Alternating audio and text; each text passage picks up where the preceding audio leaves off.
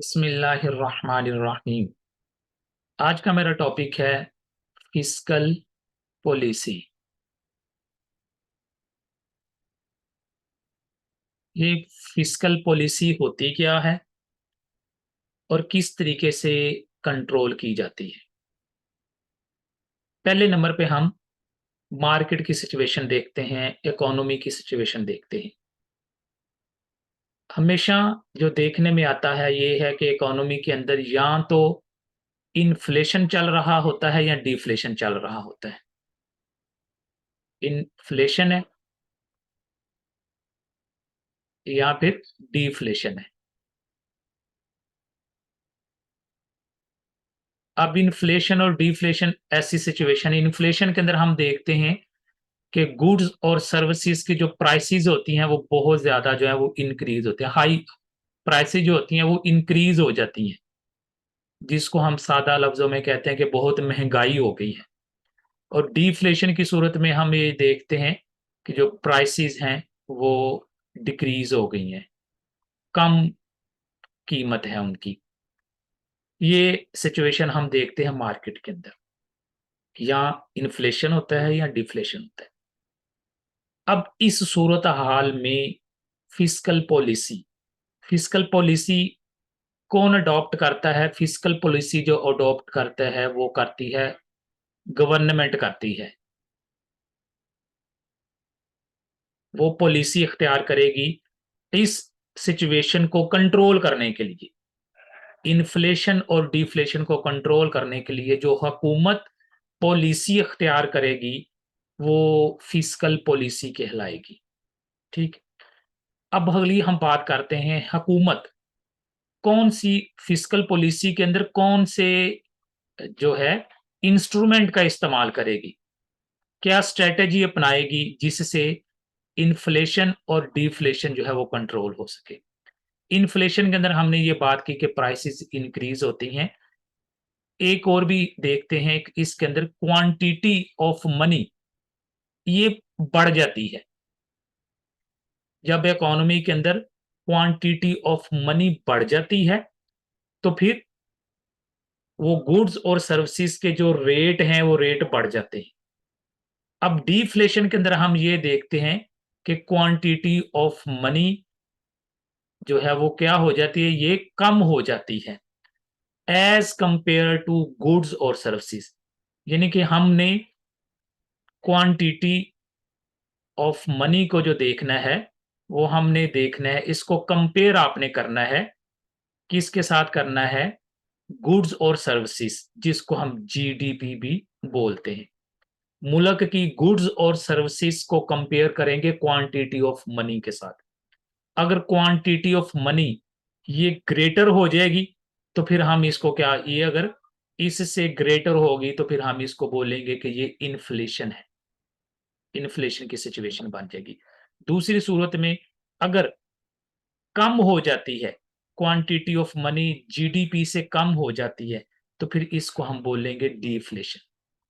एक ये भी पॉइंट है इन्फ्लेशन और डिफ्लेशन को समझने के लिए।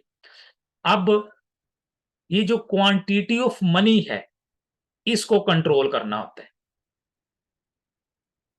क्योंकि यही क्वांटिटी ऑफ मनी अगर ज्यादा हो गई है तो फिर इन्फ्लेशन है, महंगाई हो गई है। अगर ये क्वांटिटी ऑफ मनी कम हो गई है एज कंपेयर टू गुड्स और सर्विसेज तो फिर डिफ्लेशन है, जिसको हम कहते हैं कि जो महंगाई है वो उससे मतलब महंगाई तो नहीं, लेकिन आप ये कह सकते हैं कि जो वैल्यू है, जो वैल्यू है उसकी मनी की वो ज़्यादा हो गई है। ज़्यादा होने की वजह से फिर ये चीज़ों की कीमतें जो है वो गिर गई हैं। ये 2 हमारे पास सिनेरियो होते हैं। अब इस क्वांटिटी ऑफ मनी को कंट्रोल करना है। अगर ये ज़्यादा है तो इसको कम कर देना है। अगर ये कम है तो फिर इसको आपने जो गुड्स और सर्विसेज, यानी कि ये वीएस हम कह रहे हैं ना कि इसके बराबर करना है। ये तवाज़ुन कायम रखना है कि क्वांटिटी ऑफ मनी जीडीपी के इक्वल हो जाए। अगर क्वांटिटी ऑफ मनी ज्यादा है तो फिर कम करेंगे ताकि वो जीडीपी के बराबर हो जाए, अगर कम है तो फिर आप इसको ज्यादा करेंगे ताकि ये जीडीपी के इक्वल हो जाए। ठीक है, यहां तक पॉइंट क्लियर हो गया। अब हम अगली बात करेंगे कि हुकूमत कौन से टूल्स इस्तेमाल करती है, कौन सी स्ट्रेटजी इस्तेमाल करती है इन्फ्लेशन को कंट्रोल करने के लिए, डिफ्लेशन को कंट्रोल करने के लिए। अब हुकूमत के पास ये जो फिस्कल पॉलिसी था हमारा, इसके अंदर अब वो 3 तरह के जो है वो टूल इस्तेमाल करेगी। पहला, अपना टैक्स टैक्स के रेट को कम ज्यादा करेगी। टैक्स जो लगाती है हुकूमत, उसको कम या ज्यादा करके क्वांटिटी ऑफ मनी को कंट्रोल करेगी। मसलन अगर मुल्क में क्वांटिटी ऑफ मनी ज्यादा है, ठीक है, अगर हम देखते हैं कि क्वांटिटी ऑफ मनी जो है मुल्क में ज्यादा है, तो ये टैक्स से किस तरह कंट्रोल करेगी कि उसको कम करना है, तो ये टैक्स को क्या करेगी, ये टैक्स का रेट बढ़ा देगी। टैक्स रेट बढ़ जाएगा। जब टैक्स रेट बढ़ जाएगा तो क्या होगा, जो मुल्क के अंदर क्वांटिटी ऑफ मनी है वो कम हो जाएगी। टैक्स रेट ज्यादा बढ़ेगा तो हुकूमत वो कलेक्ट कर लेगी टैक्स की मद में।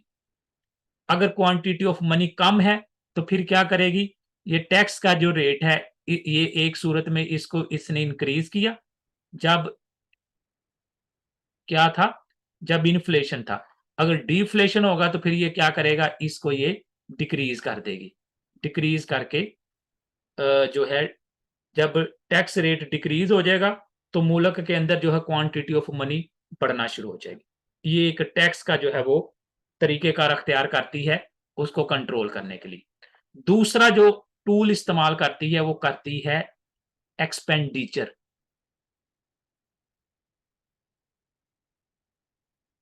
एक्सपेंडिचर को क्या करेगी, कम ज्यादा करेगी। अगर इन्फ्लेशन को मुल्क के अंदर क्वांटिटी ऑफ मनी ज्यादा है तो फिर क्या करेगी कि जो एक्सपेंडिचर है वो कम करेगी, एक्सपेंडिचर डिक्रीज कर देगी। अगर मुल्क के अंदर इन्फ्लेशन है, इन्फ्लेशन की सूरत में, अगर डिफ्लेशन है तो फिर एक्सपेंडिचर को बढ़ा देगी। जब एक्सपेंडिचर बढ़ाएगी अल्टीमेटली वो पैसा मार्केट में आ जाएगा, इकोनॉमी के अंदर आ जाएगा। इस तरीके से ये अपने एक्सपेंडिचर को कम या ज्यादा करके करती है। मतलब एक्सपेंडिचर कैसे बढ़ाएगी कि प्रोजेक्ट शुरू करेगी, जिस तरह हॉस्पिटल बना रही है, यूनिवर्सिटी बना रही है, कॉलेजेस बना रही हैं, फिर रोड बन रहे हैं, ब्रिज बन रहे हैं, तो ये इन जगहों के ऊपर जो वेलफेयर दिया जाता है लोगों को, उस पे जो एक्सपेंडिचर है वो कम या ज्यादा किए जाएंगे। एक्सपेंडिचर ज्यादा करने होंगे तो वो प्रोजेक्ट शुरू कर लेगी। अगर कम करने होंगे तो जो ऑलरेडी चल रहे थे प्रोजेक्ट उसको भी ड्रॉप कर देगी। इस तरीके से एक्सपेंडिचर को कम ज्यादा करके मुल्क के अंदर क्वांटिटी ऑफ मनी को इंक्रीज और डिक्रीज किया जाता है। अब तीसरा जो आ जाता है, इसको हम बोलते हैं ट्रांसफर पेमेंट। ये भी एक तरह के हुकूमत ही के एक्सपेंडिचर हैं, लेकिन ये नाम आएगा ट्रांसफर ट्रांसफर ऑफ पेमेंट। ये ट्रांसफर ऑफ पेमेंट क्या होती है, ये वो एक्सपेंडिचर हैं जिसके बदले में कुछ आउटपुट नहीं है। इकोनॉमी के अंदर ना गुड्स ना ही सर्विसेज जनरेट होती हैं। हुकूमत जिस तरह के ओल्ड एज बेनिफिट, ईओबीआई हम बोलते हैं, पेंशन बोलते हैं, जो पेंशन दी जाती है, वो जो खर्चा होगा हुकूमत का, ट्रांसफर ऑफ पेमेंट आ जाएगा। सोशल सिक्योरिटी दे रही है, फिर इस तरीके से किसी को जो है जो स्कॉलरशिप दे देती है, ठीक है। तो इस तरह के हुकूमत के जो एक्सपेंडिचर फिर तहाइफ दे देती है, तो इस तरह के जो एक्सपेंडिचर होंगे वो ट्रांसफर ऑफ पेमेंट कहलाएंगे। अब इसको भी वो कम ज्यादा करके क्वांटिटी ऑफ मनी को कंट्रोल करेगी। अगर ज्यादा क्वांटिटी ऑफ मनी ज्यादा है मार्केट के अंदर, इकोनॉमी के अंदर, तो ये ट्रांसफर ऑफ पेमेंट कम कर दिए जाएंगे। अगर क्वांटिटी ऑफ मनी कम है तो इसको बढ़ा दिया जाएगा। यानी कि एक्सपेंडिचर किए जाएंगे, एक्सपेंस करेंगे तो ऑटोमेटिकली जो क्वांटिटी ऑफ मनी बढ़ जाएगी। अगर उसको कम करेंगे तो फिर वो क्वांटिटी ऑफ मनी कम हो जाएगी। आई होप कि आपको इस चीज का भी पता चल गया कि फिस्कल पॉलिसी के अंदर हुकूमत किस तरीके से इस्तेमाल करती है क्वांटिटी ऑफ मनी को कंट्रोल करने के लिए। टैक्स की हमने बात की, एक्सपेंडिचर की हमने बात की और फिर हमने ट्रांसफर ऑफ पेमेंट की बात की। अब हम बात को समझते हैं एक कि ये एक इकोनॉमिक के पॉइंट ऑफ व्यू से जो इकोनॉमिक्स की टर्मिनोलॉजी है उसके पॉइंट ऑफ व्यू से भी आपको पता होना चाहिए, ताकि आप जब बुक पढ़ें, जब आप क्वेश्चन को तैयार करें, आपको पता चल जाए। फिस्कल पॉलिसी के अंदर दो तरह की जो है वो फिस्कल पॉलिसी वो अडॉप्ट करेगी। एक को हम कहेंगे expansionary fiscal policy, expansionary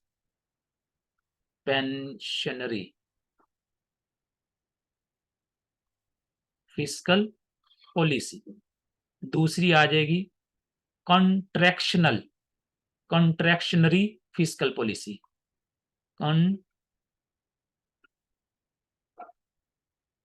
contractionary fiscal policy. अब ये एक इकोनॉमिक्स की टर्मिनोलॉजी है जिसके अंदर हम एक्सपेंशनरी से मुराद क्या है, एक्सपैंड, जैसा कि लफ्ज से ही आपको पता चल रहा है कि फिस्कल पॉलिसी को एक्सपैंड करेगी। यानी कि यहाँ एक्सपैंड करने से मुराद ये है कि वो क्वांटिटी ऑफ मनी को जो है, क्वांटिटी ऑफ मनी को इंक्रीज करेगी, इंक्रीज करेगी इकोनॉमी के अंदर। एक्सपैंड, ठीक है, क्वांटिटी ऑफ मनी को बढ़ाएगी। कंट्रैक्शनरी के अंदर क्या होगा कि डिक्रीज करेगी, ठीक। एक्सपेंशनरी की क्वांटिटी ऑफ मनी को एक्सपैंड करेगी। अब एक्सपैंड कैसे करेगी, वही तीन डिवाइसेस के एक्सपेंस ज्यादा करेगी। कैसे, टैक्स कम कर देगी, ऑटोमेटिकली लोगों के पास जो है वो पैसा ज्यादा हो जाएगा, मार्केट के अंदर, इकोनॉमी के अंदर क्वांटिटी ऑफ मनी ज्यादा हो जाएगी। फिर एक्सपेंडिचर ज्यादा करेगी, फिर ट्रांसफर पेमेंट ज्यादा करेगी। इस तरीके से जो है वो मुल्क के अंदर उसको कंट्रोल करेगी। अब हम जीडीपी को भी समझ लेते हैं। अभी हम बात कर रहे हैं कि एक्सपेंडिचर एक्सपेंडिचर ये एक्सपेंडिचर जो है, हम देखते हैं कि जीडीपी जो है, जीडीपी मजमुआ है।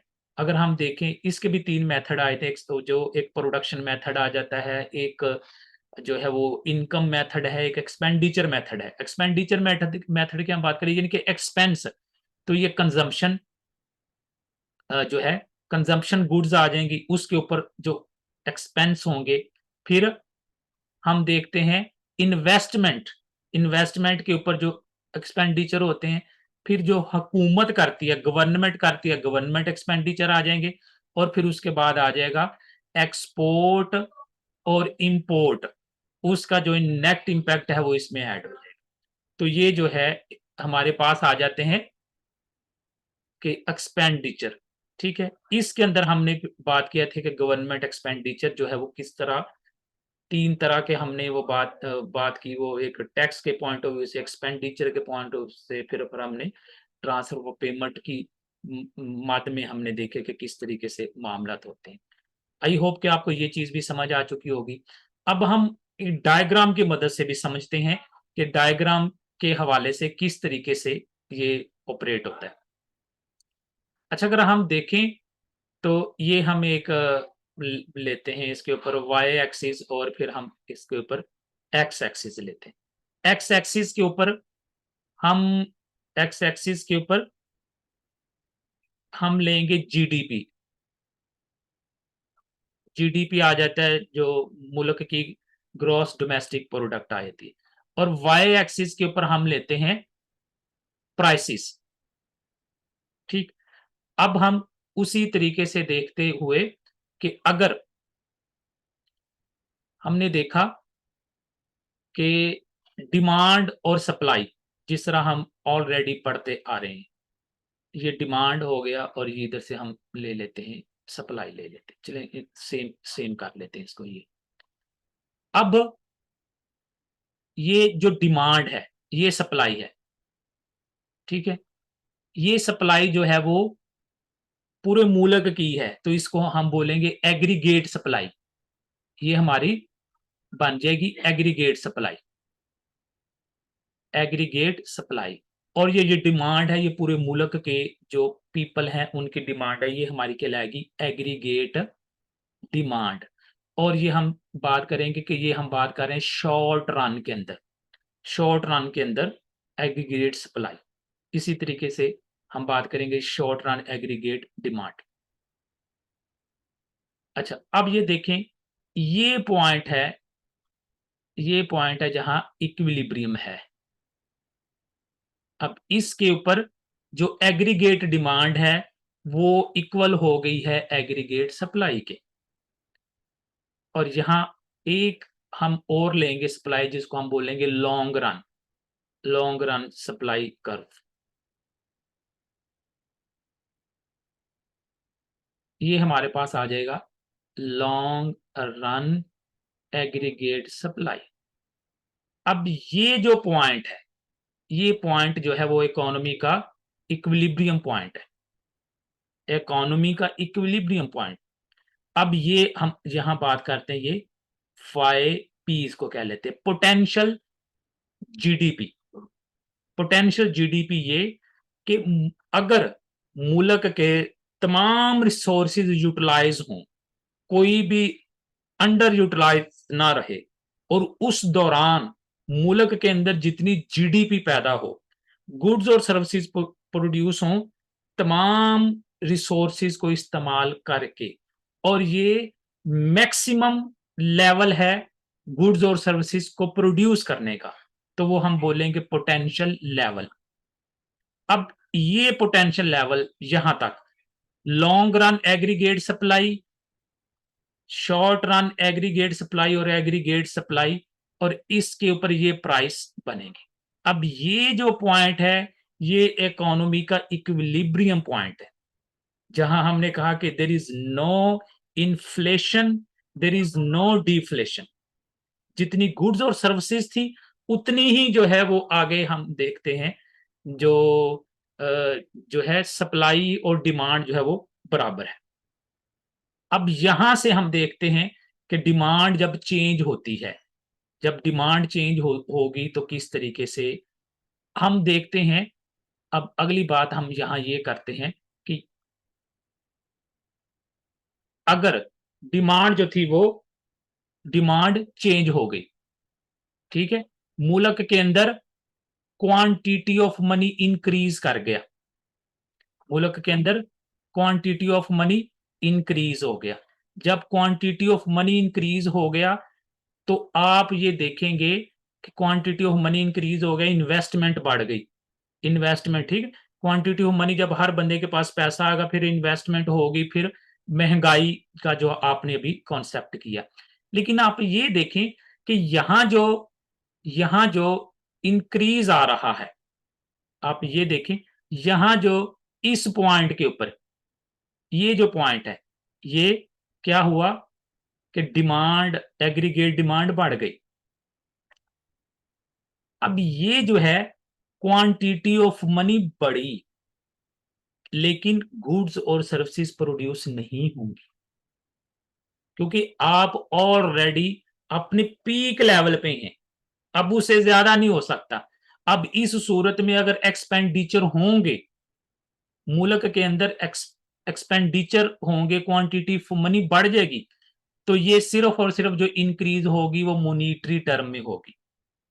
इसको हम जो है फिर ये जो ये वाला जो है, ये गैप जो है इसको हम बोलेंगे मॉनिटरी गैप। ये जो गैप आ जाएगा,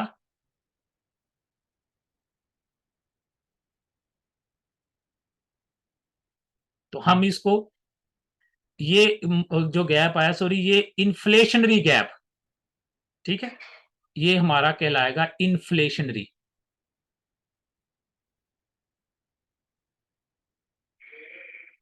ये इन्फ्लेशनरी गैप, जो हमने कहा कि जीडीपी बढ़ी है लेकिन वो मॉनिटरी टर्म में बढ़ी है, एक्चुअल जीडीपी उतनी की उतनी है, तो ये जो होगा ये इन्फ्लेशनरी गैप कहलाएगा।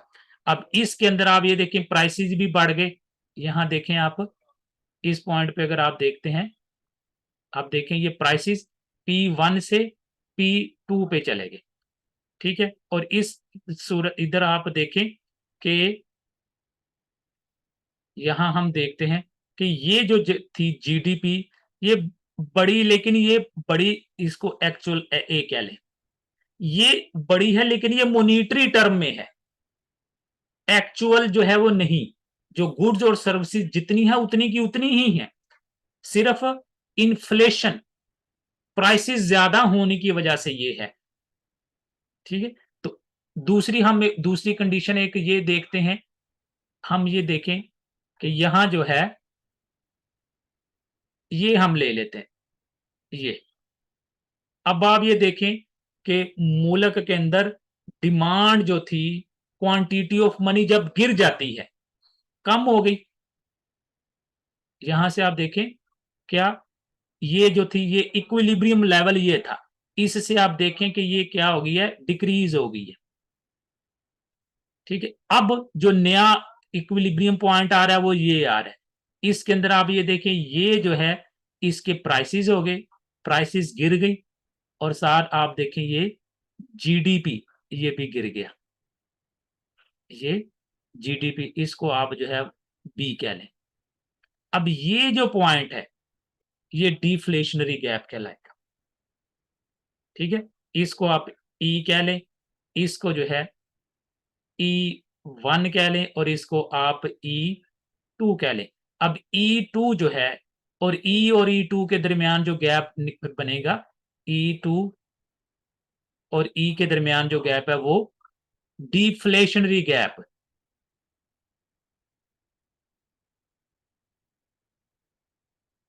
Deflationary gap. अब यहां हुकूमत को जो है स्टेप लेने हैं। अगर इस पॉइंट के ऊपर इकोनॉमी है, अगर इकोनॉमी इस पॉइंट पे है, इसका मतलब है कि क्वांटिटी ऑफ मनी को इंक्रीज करना है, ताकि ये इंक्रीज करना है यहां से यहां तक जो है ये आ सके।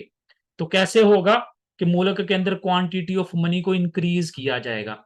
जब इंक्रीज होगा तो वो जो एक्चुअल जो पोटेंशियल लेवल है जीडीपी का वो आ जाएगा।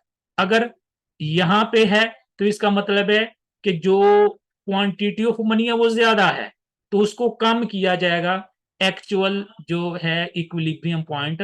तो वो फिर वही तीन तरीके अख्तियार करेगी जो मैंने आपको बताया, कि यहाँ टैक्स को बढ़ाएगी, कम करेगी, अपने जो एक्सपेंडिचर है उसको कम ज्यादा करेगी, और फिर ट्रांसफर ऑफ पेमेंट उसको कम ज्यादा करेगी।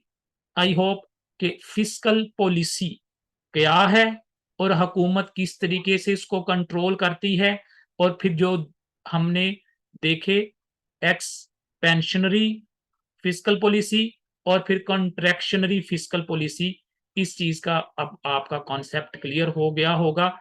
इसका इसके मुतल्लिक अगर आपको कोई भी डाउट हो, कोई भी प्रॉब्लम हो, तो फिर आप मुझे वीडियो के नीचे कमेंट्स करके जो है डिस्कस कर सकते हैं। ये तमाम वीडियो जो है यूट्यूब चैनल के अंदर प्लेलिस्ट की सूरत में मौजूद हैं, वहां जाके आप वीडियो को प्लेलिस्ट की सूरत में देख सकते हैं। ये चूंकि मैक्रो इकोनॉमिक्स से ताल्लुक रखती है तो ये मैक्रो इकोनॉमिक्स की प्लेलिस्ट का हिस्सा बन जाएगी। चैनल को भी सब्सक्राइब करें ताकि नई आने वाली वीडियोस आप तक पहुंच सके।